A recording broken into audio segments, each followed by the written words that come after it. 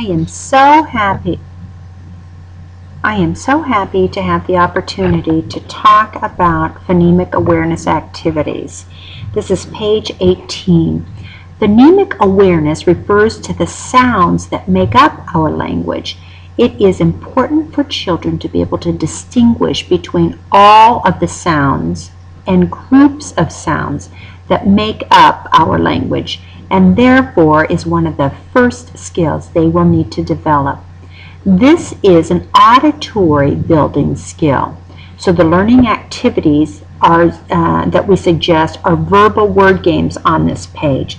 Activity 1 is a rhyming verbal game. Activity 2 is called segmenting. That's verbal. Activity 3 is blending. That's verbal. All three of these activities do not require the child to look at text. So let's play with activity number 1 and the child. So you tell the child that we're going to practice rhyming. They don't know what rhyming is. The teacher talks about rhyming, and they hear how there's supposed to be some kind of a sound correlation. So you, the buster, giving the child an opportunity to work one-on-one with this should really help them comprehend what rhyming even means to begin with. So say to the child, let's practice rhyming words. The words cat and bat sound alike. We say that those two words rhyme. Cat and play do not sound alike. They do not rhyme. Let's try to think of other words that rhyme with cat. Now, Buster, on your word chart that you're holding up against your chest, and you can just pull back and look at, you'll find some examples. So help the child do this. Cat, bat, rat, sat, mat.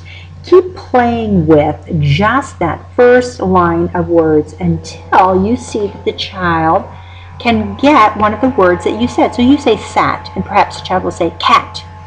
That's it. Rat, bat. And play with that short A, T, until you see that the child gets it. And then your minute or two is probably already up. But the next time the buster comes in and sees that perhaps these words are circled, not because the child can read them, but because the child understands the rhyming with the AT, at, then you get to do the next one, which is get. And then ask the child to help think of some words that rhyme with get. Bet, met.